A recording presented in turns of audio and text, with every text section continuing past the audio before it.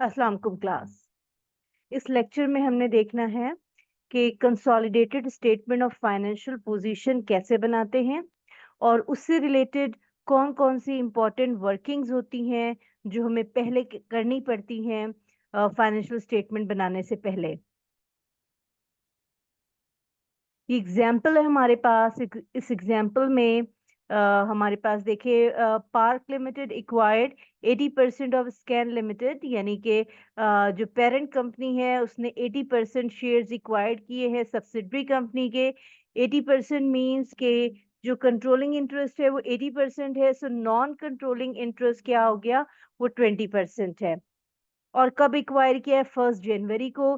कितने का एक्वायर किया है? This is investment. ये इन्वेस्टमेंट है सब्सिडरी के अंदर पेरेंट कंपनी की। और अगर हम इस इन्वेस्टमेंट को चेक करें तो ये इन्वेस्टमेंट जो पेरेंट कंपनी की फाइनेंशियल स्टेटमेंट्स होती हैं उसमें शो हो रही होती हैं। यानी ये 230 की इन्वेस्टमेंट है, तो ये देखें, ये पेरेंट कंपनी है, ये पेरेंट कंपनी की इन्वेस्टमेंट में ये शो हो रही होती हैं। इससे पहले जो लेक्चर था, लेक्चर नंबर 2, इसमें हमने डिस्कस किया था कि जो इन्वेस्टमेंट होती है पेरेंट कंपनी की, जब आप कंसोलिडेटेड स्टेटमेंट बना रहे होते हैं तो इस इन्वेस्टमेंट को हम शो नहीं करते हैं कंसोलिडेटेड फाइनेंशियल स्टेटमेंट में, क्योंकि जब आप गुडविल कैलकुलेट करते हैं और एनसीआई कैलकुलेट करते हैं तो ये उसमें एडजस्ट हो जाती हैं। सो हमें ये दोबारा से शो करने की ज़रूरत नहीं होती है।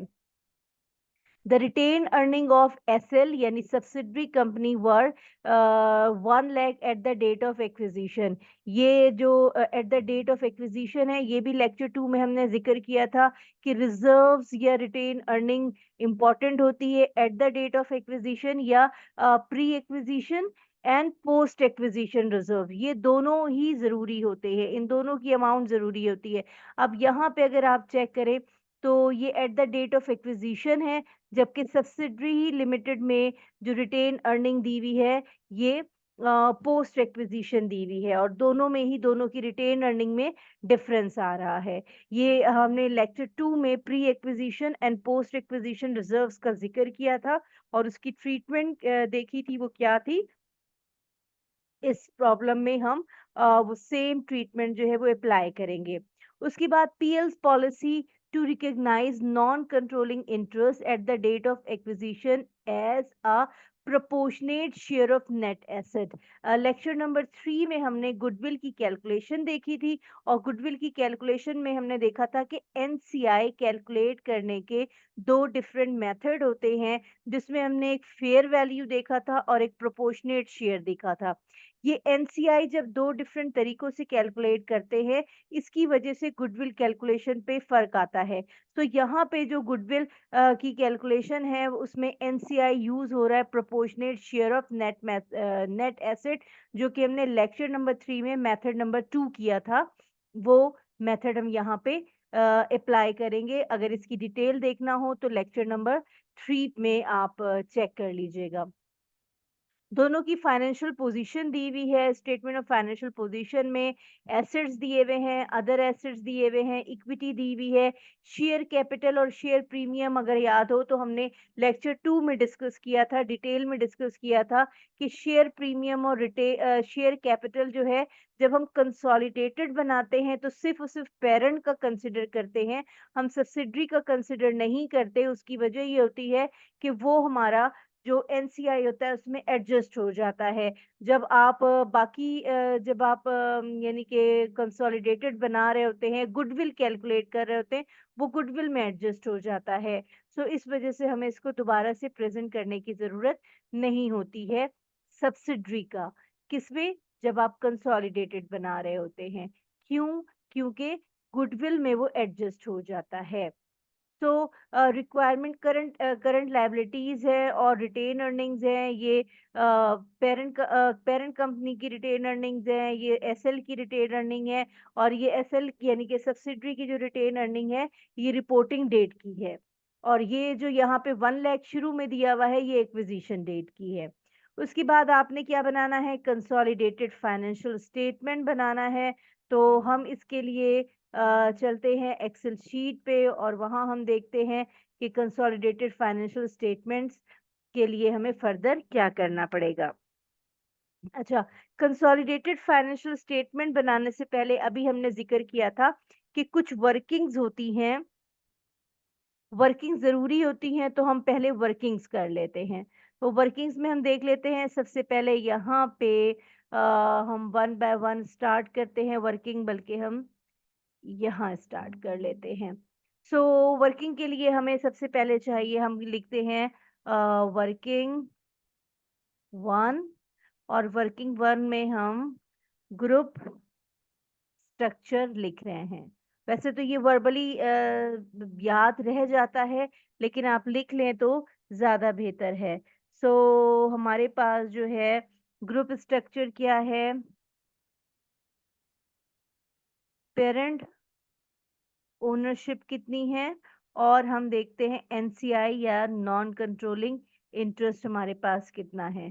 सो पेरेंट की ओनरशिप जो यहाँ पे दी हुई है, वो दी हुई है 80%, और जो नॉन कंट्रोलिंग इंटरेस्ट है वो कितना है 20%। सो ये पहली कैलकुलेशन हमने पहली वर्किंग की। उसके बाद जब हमारे पास नेक्स्ट वर्किंग होती है, ये इंपॉर्टेंट होता है, हम इसमें कैलकुलेट करते हैं नेट एसेट ऑफ सब्सिडरी। तो ये हमारे पास इसको हम लिख लेते हैं, इसको हम कह देते हैं वर्किंग 2 हम दिखा रहे हैं, और ये हो गया। इसमें हमारे पास जो है कैलकुलेशन ये होती है एट एक्विजिशन डेट होती है, फिर हमारे पास पोस्ट एक्विजिशन डेट होती है, इसको हम दूसरी लाइन में लिख लेते हैं पोस्ट एक्विजिशन, और थर्ड फिर हमारे पास होती है एट रिपोर्टिंग डेट, यानी कि हम 3 टाइम पे ये बना रहे होते हैं, रिपोर्टिंग डेट पे, पोस्ट एक्विजिशन और एक्विजिशन डेट पे।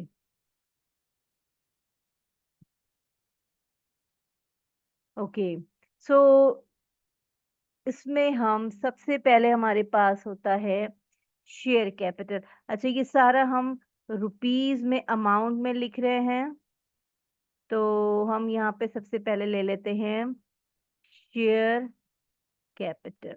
क्योंकि हम सब्सिडरी का ले रहे हैं, तो सब्सिडरी का देखिए शेयर कैपिटल कितना दिया हुआ है 50,000, तो ये हम 50,000 ले रहे हैं एक्विजिशन डेट को।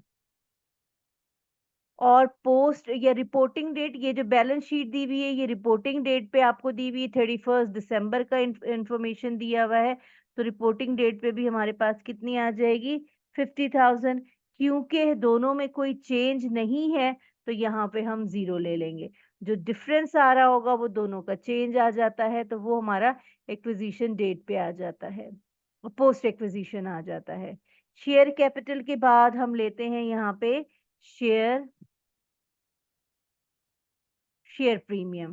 सो शेयर प्रीमियम सब्सिडरी का 20 ही है, तो यहाँ पे हमने 20 ले लिया, और यहाँ पे भी हमारे पास 20 ही आ गया। और क्योंकि दोनों में कोई चेंज नहीं है, तो पोस्ट एक्विजिशन हमारा जीरो हो गया।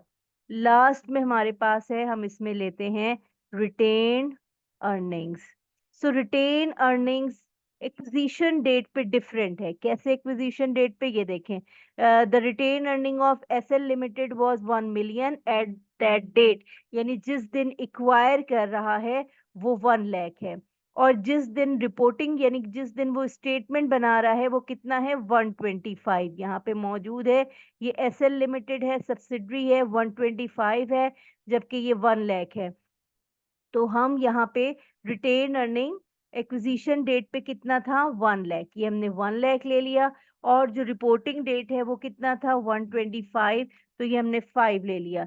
इसका मतलब है कि जो डिफरेंस आ रहा है, यानी जो ड्यूरिंग एक्विजिशन या पोस्ट एक्विजिशन आ रहा है, वो कितना आ रहा है 25, तो यहाँ पे चेंज आ रहा है 25 का।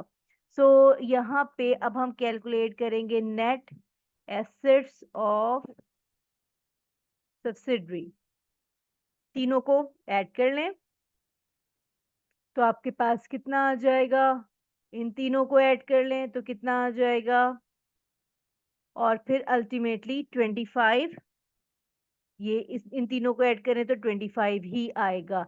सो ये आपने नेट एसेट कैलकुलेट किए at the date of acquisition, post acquisition, और फिर रिपोर्टिंग डेट पे आपने ये कैलकुलेट किए। सो ये सेकंड रिक्वायरमेंट थी। अच्छा, अब यहाँ पे आप देख लें, शेयर कैपिटल, शेयर प्रीमियम, अगर at the date of acquisition different लिखा होता और यहाँ पे डिफरेंट लिखा होता रिपोर्टिंग डेट पे, तो यहाँ पे जीरो के बजाय कोई ना कोई चेंज आ जाता और अल्टीमेटली ये 25 में ऐड हो जाता। तो फिलहाल तो कोई क्योंकि चेंज नहीं है, या at the date of acquisition कुछ लिखा हुआ नहीं है, इसका मतलब है ये चेंज नहीं हुआ, इसमें कोई डिफरेंस नहीं है, तो ये नेट एसेट की कैलकुलेशन में शामिल नहीं है। इसके बाद जो हमारी थर्ड कैलकुलेशन होती है, ये थर्ड वर्किंग होती है, वो हम देखते हैं गुडविल कैसे कैलकुलेट होती है। तो अब हम गुडविल कैलकुलेट करते हैं। वर्किंग नंबर, इसको हम 3 कह देते हैं। तो हम गुडविल कैलकुलेट करते हैं। अभी हमने शुरू में पढ़ा था कि जो एनसीआई हमने कैलकुलेट किया है वो प्रोपोर्शनेट शेयर है, दिस वन। ये हमने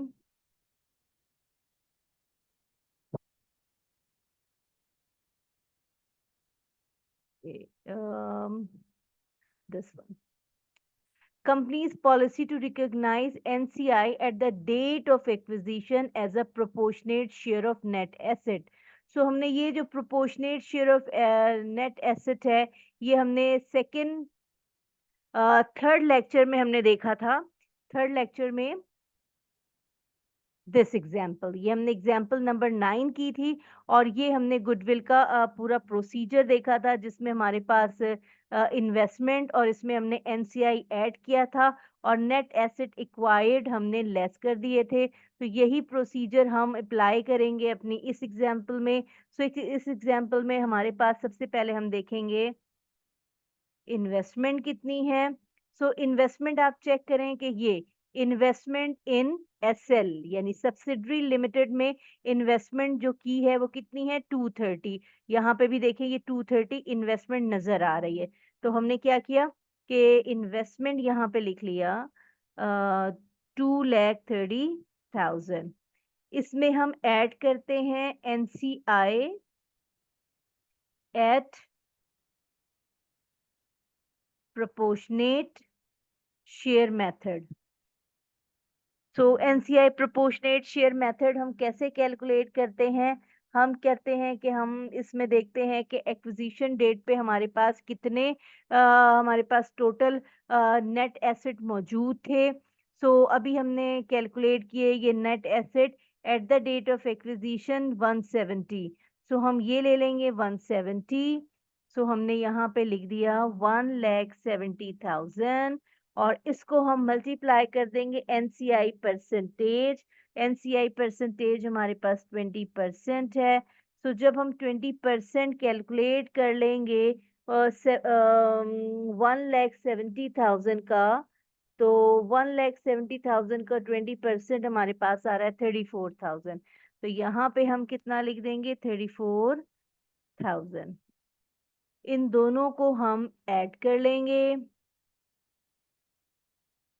और इसमें से हम माइनस कर देंगे नेट एसेट्स ऑफ सब्सिडरी। तो हम यहाँ से लेस कर देंगे net assets. Net assets of subsidiary अभी हमने कैलकुलेट किए, जाहिर सी बात है ये हम गुडविल कैलकुलेट कर रहे हैं एक्विजिशन डेट पे, तो नेट एसेट्स ऑफ सब्सिडरी भी हम कौन से लेंगे, एक्विजिशन डेट वाले, यानी कि हम माइनस कर देंगे 170। तो ये हमारे पास गुडविल कैलकुलेट होके आ जाएगी, और जो गुडविल कैलकुलेट होके हमारे पास आ रही है वो 94,000 है। और ये गुडविल कौन सी है, at the date of acquisition. So हमारी जो इम्पोर्टेंट वर्किंग थी वो कैलकुलेशन ऑफ गुडविल थी at the date of acquisition, तो हमने ये वर्किंग की।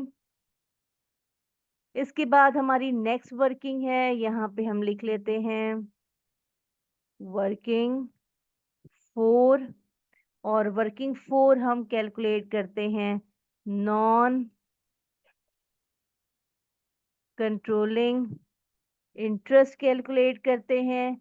नॉन कंट्रोलिंग इंटरेस्ट हम कैलकुलेट करते हैं, हम यहाँ पे लेते हैं एनसीआई एट एक्विजिशन, और एनसीआई एट एक्विजिशन में हम ऐड कर देते हैं share of post acquisition reserve. तो नॉन कंट्रोलिंग इंटरेस्ट हम कैलकुलेट कर रहे हैं, तो यहाँ पे हमारे पास एनसीआई एट एक्विजिशन हमने कैलकुलेट की थी अभी, एनसीआई एट एक्विजिशन 34,000 हमने कैलकुलेट की थी। दिस वन कैसे कैलकुलेट की थी एनसीआई, इसी के आगे हम इसको कर लेते हैं, यानी 170,000 का हम ले लेंगे 20%। तो 170,000 का 20% हमें जो शो हो रहा है वो 34,000 शो हो रहा है। इसके अलावा हम क्या करेंगे कि share of post acquisition reserve, ये इम्पोर्टेंट है।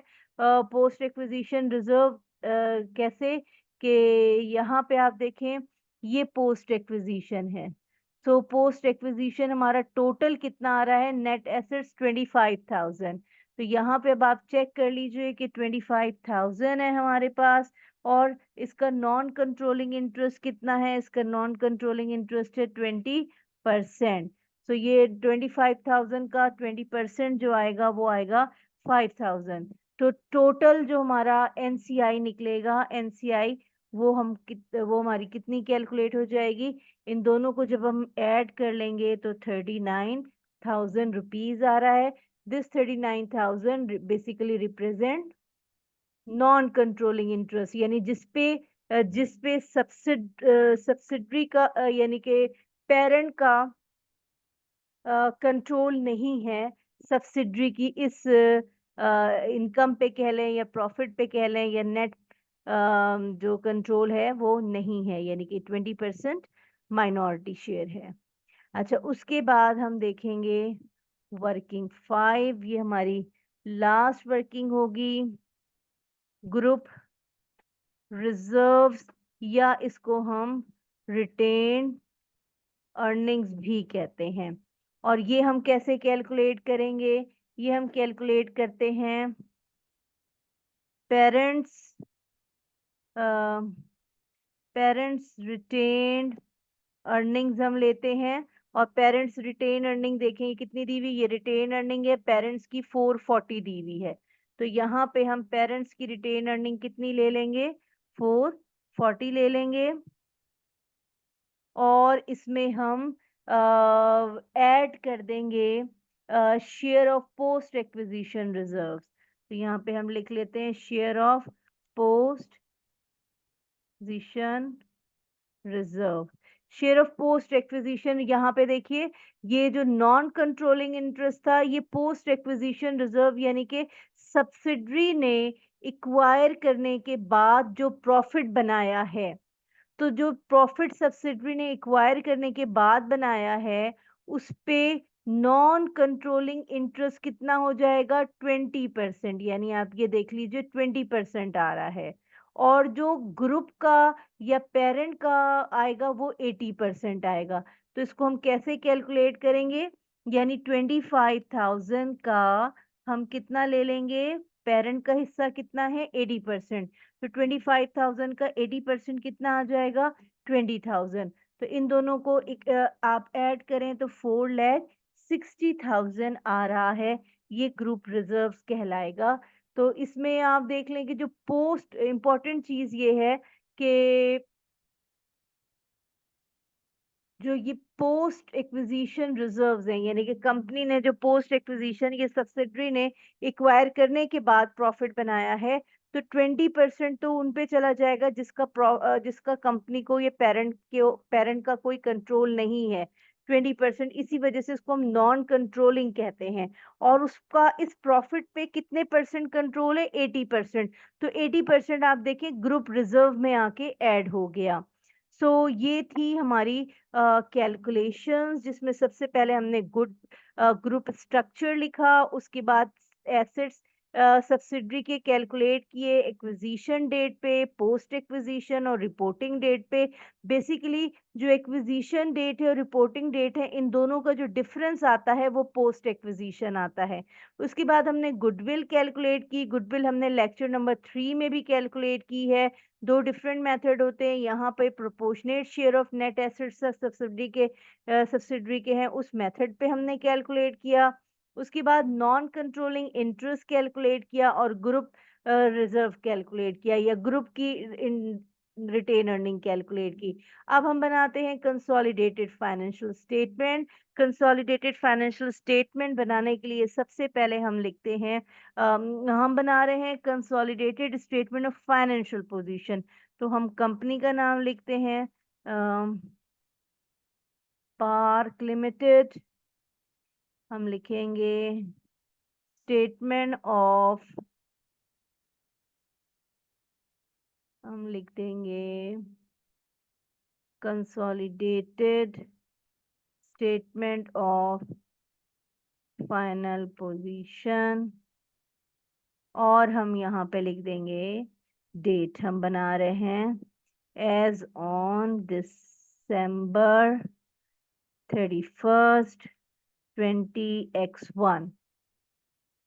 सो सबसे पहले हम ले लेते हैं एसेट्स, और एसेट्स में जो हम सबसे पहले लिखेंगे, हम करंट एसेट्स लिखते हैं, फिक्स लॉन्ग टर्म एसेट्स लिखते हैं। तो अब हमारे पास कौन कौन से एसेट्स शामिल हैं? सबसे पहले एसेट्स में हमारे पास करंट एसेट्स, फिक्स्ड एसेट्स के नाम से तो उसने दिए नहीं, तो हमारे पास है नहीं, इसलिए हमारे पास जो एक एसेट है सबसे पहले गुडविल है। हमने गुडविल कैलकुलेट करनी है, तो गुडविल हमारे पास हमने यहाँ पे कैलकुलेट की हुई है वर्किंग नंबर 3 के तहत, वो है 94,000, दिस वन। सो ये हम 94,000 लिख लेंगे। यहाँ पे गुडविल रुपीज 94,000। अदर एसेट्स दिए हुए हैं 57 एंड 240, तो एसेट्स को हम ऐड कर लेते हैं 57 एंड 240। तो यहाँ पे हम लिख देते हैं अदर एसेट्स, और अदर एसेट्स में हमारे पास आ जाएंगे 5,70,000 प्लस 2,40,000, ये एसेट्स आ गए। और हमारे पास एसेट साइड पे और कुछ भी मौजूद नहीं है, तो हम इनको ऐड कर लेते हैं। हमारे पास टोटल एसेट्स आ गए, और अब हम इनको डबल लाइन से क्लोज कर लेते हैं। ये हमारा बैलेंस शीट का एक साइड हो गया, टोटल एसेट्स। दूसरी साइड पे हमारे पास सबसे पहले इक्विटी आता है। इक्विटी में हमारे पास शेयर कैपिटल है। शेयर कैपिटल हम कौन सा लेंगे, हम डिस्कस कर चुके हैं लेक्चर नंबर 2 में, आप चेक कीजिएगा। हम रूल्स हमने पढ़े थे कंसोलिडेशन की, अकाउंटिंग पॉलिसीज।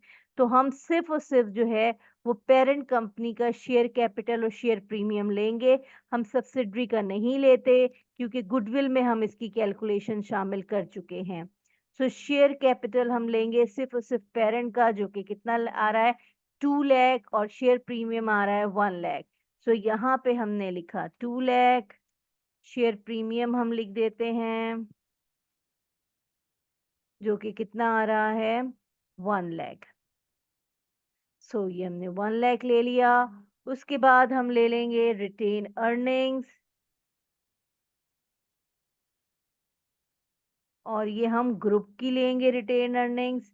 रिटेन अर्निंग्स की हम कैलकुलेशन कर चुके हैं, और दिस वन ये हम रिटेन अर्निंग्स की जो हमने कैलकुलेशन की है 460, तो हम यहाँ पे रिटेन अर्निंग्स में लिख लेते हैं 460। इसके अलावा हम नॉन कंट्रोलिंग इंटरेस्ट भी दिखाते हैं यहाँ पे। सो हम नॉन कंट्रोलिंग इंटरेस्ट भी दिखाएंगे, और नॉन कंट्रोलिंग इंटरेस्ट हमने यहाँ पे कैलकुलेट किया है this 139,000। So non controlling interest हम ले लेंगे 39,000। ये सारा हम वर्किंग्स में से लेते जा रहे हैं, हम वर्किंग्स इसकी सारी पहले कर चुके हैं। इसके अलावा हमारी बैलेंस शीट में लायबिलिटीज रह गई हैं। करंट लायबिलिटीज तो हम लायबिलिटीज को ऐड कर देंगे। हमारे पास लायबिलिटीज कौन कौन सी है, 60,000 है पेरेंट कंपनी की और सब्सिडरी की है 45,000। इसको हम ऐड कर देंगे। सो जब हम इनको ऐड करेंगे तो हमारे पास इक्विटी साइड आ जाएगी जो कि एसेट्स के बराबर आनी चाहिए है और वो इक्वल आ रही है। इसको हम क्लोज कर देंगे और यहाँ पे हम लिख लेंगे टोटल इक्विटी, या इसको हम लिख लेते हैं टोटल लायबिलिटीज एंड इक्विटी। सो दोनों साइड हमारी बराबर आ गई और ये थी हमारी consolidated statement of financial position. So एक और हम एक्सरसाइज है, एक और प्रॉब्लम है, उसकी भी हम कैलकुलेशन कर लेते हैं। हमारे लिए वर्किंग्स हमारी बिल्कुल इसी फॉर्मेट पे होगी, तो वर्किंग्स हम ले लेते हैं साथ में और हम यहाँ पे आ जाते हैं। ये नेक्स्ट एक्सरसाइज है, नेक्स्ट एक्सरसाइज के लिए भी हमें वर्किंग्स चाहिए होंगी। तो वर्किंग हम ले लेते हैं।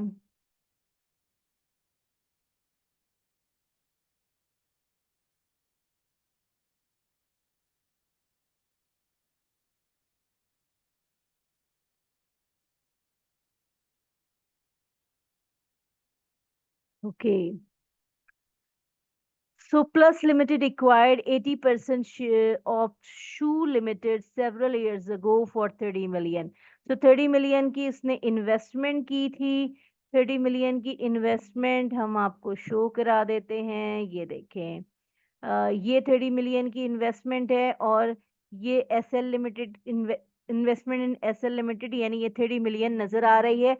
रूल क्या है कि जब हम कंसोलिडेटेड बैलेंस शीट बनाएंगे तो ये इन्वेस्टमेंट हम पेरेंट में शो नहीं करते हैं।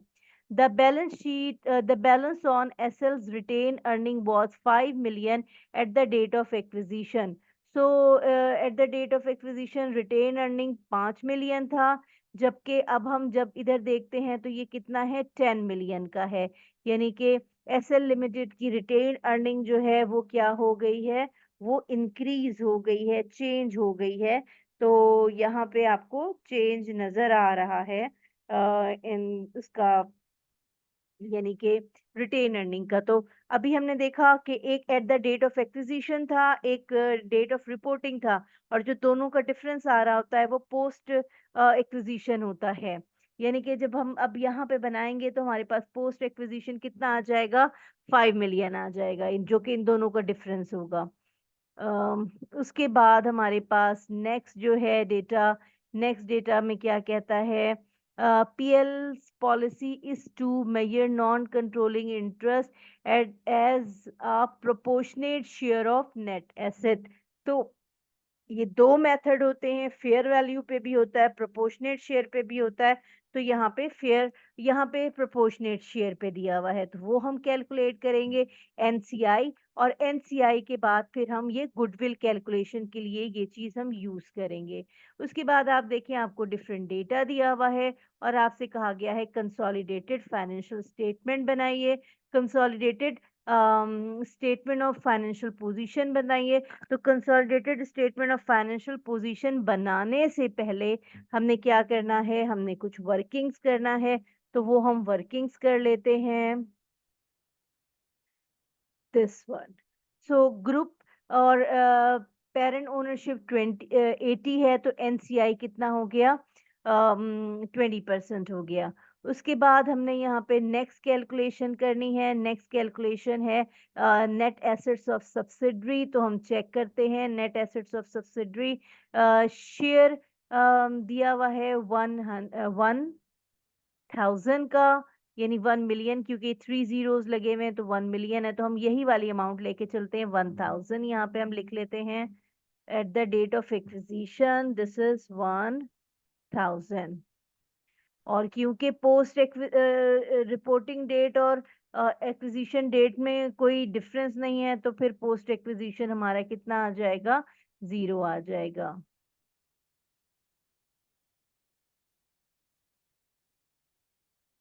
तो शेयर प्रीमियम है नहीं, शेयर प्रीमियम का जिक्र नहीं है, तो इसको हम डिलीट कर देते हैं। उसके बाद रिटेन अर्निंग्स आप चेक कर लीजिए। रिटेन अर्निंग यहाँ पे at the date of acquisition 5000 दिया हुआ है, जबकि रिपोर्टिंग डेट पे ये सब्सिडरी का 10000 दिया हुआ है। तो हम यहाँ पे लिख लेते हैं रिटेन अर्निंग 5000, और बाद में जो हमें दिया हुआ है वो है 10000, यानी 5000 और 10000 का जो डिफरेंस आ रहा है वो 5000 आ रहा है। तो ये आपने यहाँ पे कैलकुलेट किया है। कैसे कैलकुलेट किया है ये आपने at the date of acquisition में से रिपोर्टिंग डेट वाला 10000 आपने माइनस किया है 10000, तो हमारा 5000 का डिफरेंस आ गया। उसके बाद हमने गुडविल कैलकुलेट करना है। गुडविल में आप देखें इन्वेस्टमेंट कितनी की हुई है, तो यहाँ पे दिया हुआ है 30 मिलियन इन्वेस्टमेंट की हुई है, और चेक करना है तो यहाँ पे भी ज़रूरी नहीं है कि ऊपर दी हो, अगर ऊपर नहीं दी हुई है इंफॉर्मेशन में तो बैलेंस शीट में ये मौजूद नज़र आ रही है। पेरेंट कंपनी की जो अलग से उसकी अपनी एक्सक्लूसिव बनी हुई उसमें 30,000 नज़र आ रही है। तो यहाँ पे हम इन्वेस्टमेंट ले लेते हैं। इन्वेस्टमेंट कितनी है, 30,000। प्रोपोर्शनेट शेयर है, तो अब यहाँ पे देखें ये आपने एक्विजिशन पे कितना निकाला है, हमने कैलकुलेट किया है 6000। तो 6000 का अगर आप 20% कैलकुलेट करें, यानी कि 6000 इंटू 20%, तो हमारे पास आ जाता है 1200। तो 1200 हमने इसमें ऐड कर दिया। उसके बाद हम लेते हैं net asset at the date of acquisition. तो at the date of acquisition this is net asset जो कि 6000 है, माइनस कर देते हैं हम 6000। तो हमारे पास आंसर कितना आएगा, गुडविल जो हम कैलकुलेट कर रहे हैं at the date of acquisition, तो चेक करें गुडविल आ रही है 25,200। उसके बाद हम कैलकुलेट करेंगे नॉन कंट्रोलिंग इंटरेस्ट। तो यहाँ पे अब आप देख लीजिए दिस वन, ये हमने 6000 कैलकुलेट की थी। दिस 6000, ये 6000 कहाँ से आ गया, ये 6000 ये देखें at the date of acquisition ये एनसीआई था, इसका 6000 आपने लिया 20%, जो कि हमारे पास आ रहा है 1200। इसमें हम शेयर एट पोस्ट एक्विजिशन करेंगे, तो ये देखिए 5000 है पोस्ट एक्विजिशन, तो ये हमने ले लिया 5000 का 20%, तो यहाँ पे आ गया 5000 का 20%, जो कि हमने ऐड करना है, यानी 5000 इंटू 20%, तो ये 1000, और इन दोनों को जब हमने ऐड किया तो हमारा नॉन कंट्रोलिंग इंटरेस्ट आ गया, जो कि कितना आ रहा है 2200 आ रहा है। और लास्ट कैलकुलेशन है ग्रुप रिजर्व्स। तो सबसे पहले पेरेंट्स रिटेन अर्निंग हम चेक करेंगे। पेरेंट्स रिटेन अर्निंग ये गिवन है, रिटेन अर्निंग पेरेंट्स की बैलेंस शीट में आ जाए 76,000, तो ये हमने 76,000 यहाँ पे कॉपी की 76,000। उसके बाद post share of post acquisition reserve, तो ये 5000 हैं, 5000 में से हम ले लेंगे 80%, यानी हम इसको कैलकुलेट करेंगे 5000 का हम ले लेंगे 80%, और इनको हम ऐड कर देंगे। तो ऐड करके कितना आ रहा है हमारे पास, ये 80,000 आपका ग्रुप रिजर्व आ जाएगा। हमने क्या किया कि ये जो 5000 पोस्ट एक्विजिशन उसने रिजर्व बनाए थे या प्रॉफिट बनाया था, तो 20% का पेरेंट पे कंट्रोल नहीं था, तो वो नॉन कंट्रोलिंग में चला गया, और 80% पे उसका कंट्रोल था, तो वो ग्रुप रिजर्व में आ गया। So this is important. उसके बाद अब हमारे पास सारी कैलकुलेशन हो गई हैं। अब हम बैलेंस शीट बना सकते हैं, तो हम consolidated statement of financial position बनाते हैं। नेम ऑफ द कंपनी हम लिखते हैं प्लस लिमिटेड, हम बना रहे हैं consolidated statement of financial position, और हम बना रहे हैं as on December 31st 20x1। सबसे पहले हम ले लेते हैं एसेट साइड। एसेट्स में हमारे पास है, एसेट साइड में हमारे पास है नॉन करंट एसेट्स, और नॉन करंट एसेट्स में हमारे पास है प्रॉपर्टी प्लांट एंड इक्विपमेंट। सो हम ले लेते हैं प्रॉपर्टी प्लांट एंड इक्विपमेंट,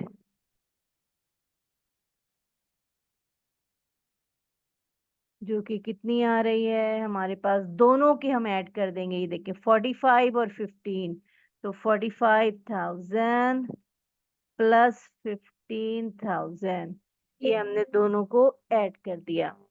उसके बाद इन्वेस्टमेंट हम लेते नहीं हैं, हमारे पास गुडविल आ जाएगी।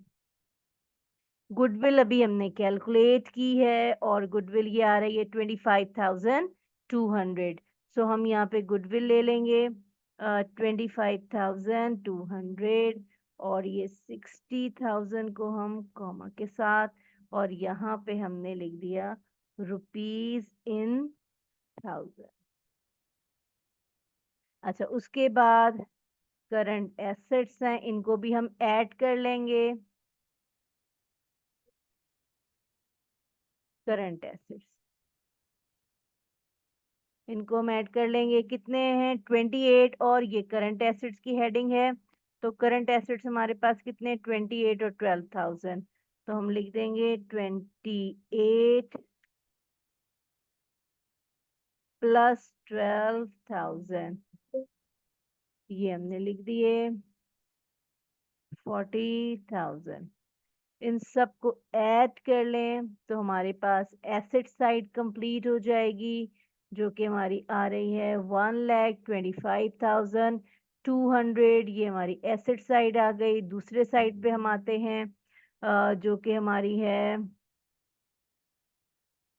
Equity and liabilities. इसको हम कर लेते हैं, इक्विटी में हमारे पास सबसे पहले शेयर कैपिटल और रिटेन अर्निंग है, तो शेयर कैपिटल लिख लेते हैं, रिटेन अर्निंग्स लिख लेते हैं। और शेयर कैपिटल और रिटेन अर्निंग, रिटेन अर्निंग सिर्फ और सिर्फ हम किसका लिखते हैं, अभी हमने डिस्कस किया था कि हम सिर्फ और सिर्फ पेरेंट का लिखते हैं, जो कि 5,000 आ रहा है, तो ये हमने 5,000 लिख दिया। रिटेन अर्निंग या रिजर्व्स हमने ये ग्रुप की कैलकुलेट की है 80,000, तो हमने यहाँ पे कितना लिख दिया, हमने यहाँ पे लिख दिया 80,000।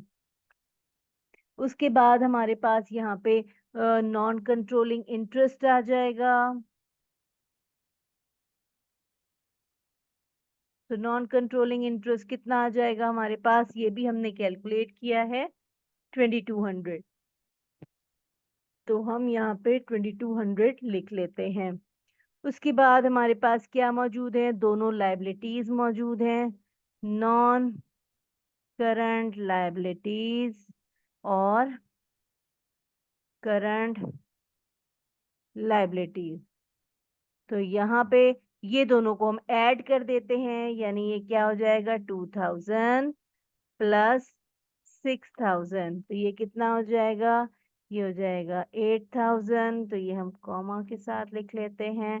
और करंट लायबिलिटी कितनी है 20 एंड 10, यानी कि 30,000। सो हमारी लायबिलिटीज और ओनर्स इक्विटी वाली साइड जो है, इक्विटी वाली साइड क्या होनी चाहिए, एसेट्स के बराबर आनी चाहिए है, तो बिल्कुल ये एसेट्स के बराबर आ रही है। तो हमने बैलेंस शीट बनानी सीखी, या हम यूं कहें कि हमने consolidated statement of financial position बनानी सीखी। और हमने देखा कि वो बनाने से पहले हम बेहतर है कि हम पहले ही सारी कैलकुलेशन कर लें, जो कि ये 5 वर्किंग्स हमने की हैं। 5 वर्किंग्स करने के बाद हमने बैलेंस शीट बनाई है। So that's it for this lecture. Take care class.